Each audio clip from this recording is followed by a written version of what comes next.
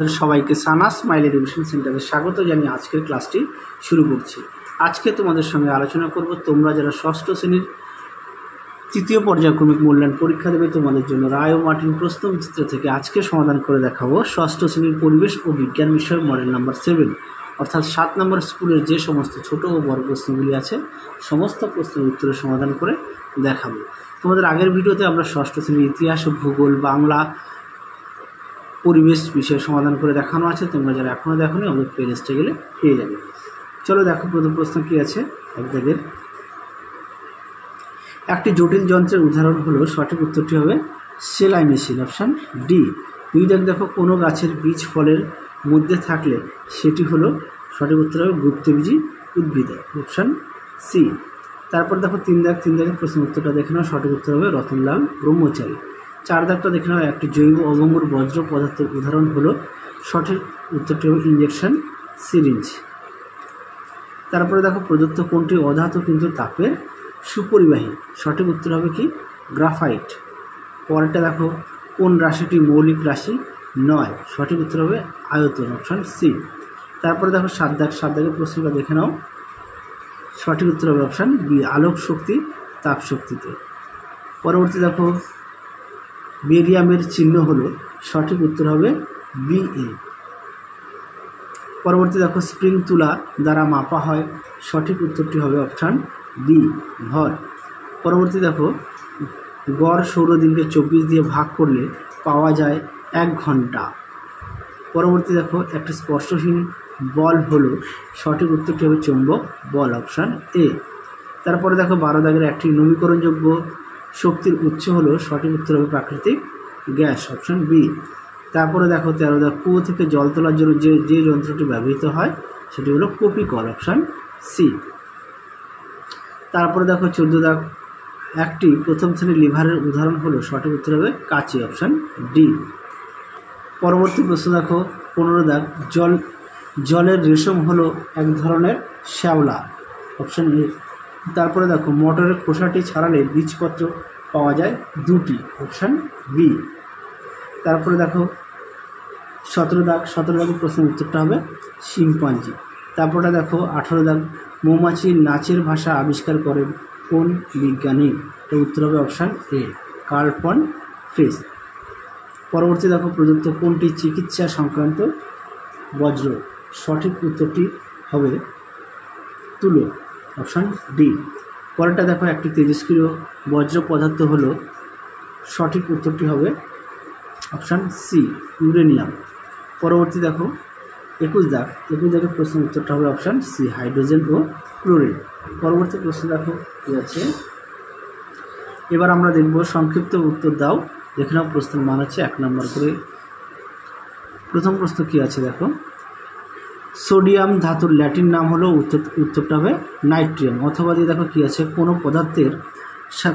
কোন পদার্থের সাহায্যে লৌহ চূর্ণ ও আয়োডিনের মিশ্রণ পৃথক করা যায়, উত্তরটা হবে শক্তিশালী দণ্ড চুম্বক।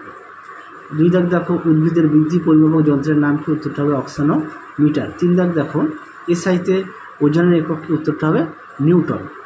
তারপরে দেখো কী আছে, উদ্ভিদকে উৎপাদক বলা হয় কেন, উত্তরটা হবে নিজের খাদ্য নিজে উৎপন্ন করে। তারপরে দেখো শূন্যস্থান পূরণ কী আছে, নততলকে ভূমির সঙ্গে সূক্ষ্ম কোণ করে রাখা হয়। পরেরটা দেখো কী আছে, বিজ্ঞানীরা মানুষের প্রজাতির কি নাম দিয়েছেন, অর্থাৎ মানুষের বিজ্ঞানসম্মত নাম তোমরা এখানে লিখবে হোমোসেপিয়েন্স। 5 দাগের প্রশ্নের উত্তর। তারপরে দেখো দইয়ের সাজায় কোন ধরনের জীব দুধকে দই বানিয়ে দেয়, এটা উত্তর হবে ব্যাকটেরিয়া, সঠিক উত্তর হবে কি ব্যাকটেরিয়া।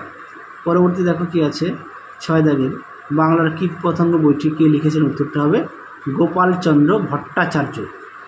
আরও একবার বলি, গোপালচন্দ্র ভট্টাচার্য। পরটা দেখো নেকটার কি, উত্তরটা হবে ফুলের মিষ্টি রস। তারপরে দেখো চটের তৈরি ব্যাগ কী ধরনের বজ্র পদার্থ, উত্তরটা হবে জৈব ভঙ্গুর। 8 দাগ দেখো প্রশ্ন উত্তরটা তোমাদের বলে দিই, কেলাসন।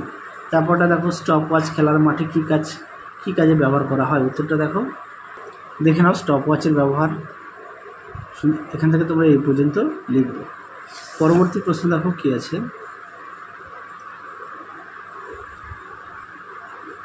আচ্ছা কোনটা ভুল, আচ্ছা, খাদ্য পিরামিডের এক একটা ধাপ হলো এক একটা পুষ্টিস্তর, এটা ঠিক।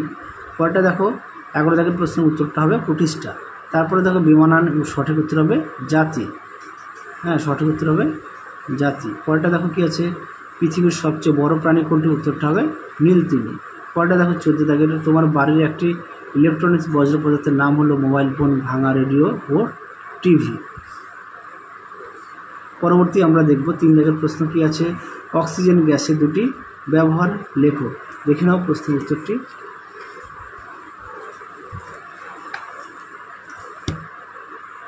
দেখে নাও প্রশ্ন উত্তরটি, অক্সিজেন গ্যাসের ব্যবহার, আর এটা হচ্ছে হাইড্রোজেন গ্যাসের ব্যবহার। পরবর্তী দেখো, আন্তর্জাতিক প্রমাণ মিটার কাকে ধরা হয়, উত্তরটা দেখো। দেখে নাও প্রশ্ন উত্তরটি, এখান থেকে এই পর্যন্ত লিখবে। পরবর্তী দেখো, লিন্ডেম্যানের 10% সূত্রটি লেখো। এই প্রশ্নটা তোমাদের পাঠ্য বইতেও আছে, সেখান থেকেও তোমরা পড়ে নিও। আর তাও তোমাদের একবার দেখিয়ে দিই। দেখে নাও লিন্ডেম্যানের 10% সূত্র তোমরা লিখবে এখান থেকে এই পর্যন্ত। পরবর্তী প্রশ্ন দেখো কী আছে, 5 দাগ, পেরেক অপেক্ষা স্ক্রুয়ের সুবিধা অনেক বেশি কেন, দেখো উত্তর। দেখে নাও প্রশ্ন উত্তরটি।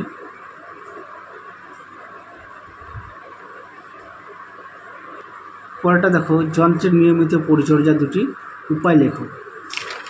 এই প্রশ্নটা অনেক মডেল সেটে দেওয়া আছে, তোমরা অবশ্যই ভালো করে পড়বে। এখানেও যন্ত্রের পরিচর্যা, পরিচর্যা আরও বেশ কিছু আছে দেওয়া। পরবর্তী দেখো কী আছে, গুল্ম কাকে বলে, উদাহরণ দাও। দেখে নাও গুল্ম কাদের বলা হয়, উদাহরণ দাও। পরবর্তী দেখো কী আছে, মোলাস্কা পর্বের দুটি বৈশিষ্ট্য লেখো, দেখো উত্তর। দেখে নাও মোলাস্কা বা কম্বোজ কাকে বলে, বৈশিষ্ট্যটা দেখো, এখান থেকে এই পর্যন্ত লিখবে। পরবর্তী দেখো, শ্রমিক মৌমাছি দুটি কাজ লেখো। এই প্রশ্নটা তোমাদের আগের ভিডিওতে দেওয়া আছে, তোমরা সেখান থেকেও তোমরা দেখে নিতে পারো। তাও দেখিয়ে দিই একবার, দেখে নাও। পরবর্তী প্রশ্ন দেখো, তুমি কিভাবে তোমার চারপাশে যে কোনো একটি বর্জ্য পদার্থকে আবার কাজে লাগাতে পারো, দেখো প্রশ্নের উত্তরটি।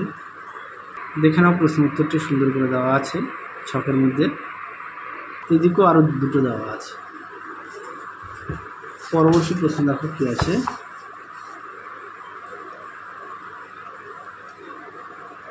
এক দাগ, যোজ্যতা কাকে বলে, এই H2S যৌগে সালফারের যোজ্যতা কত, উত্তরটা হচ্ছে 2। আর যোজ্যতা কাকে বলে চলো দেখাই। দেখে নাও যোজ্যতা কাকে বলে।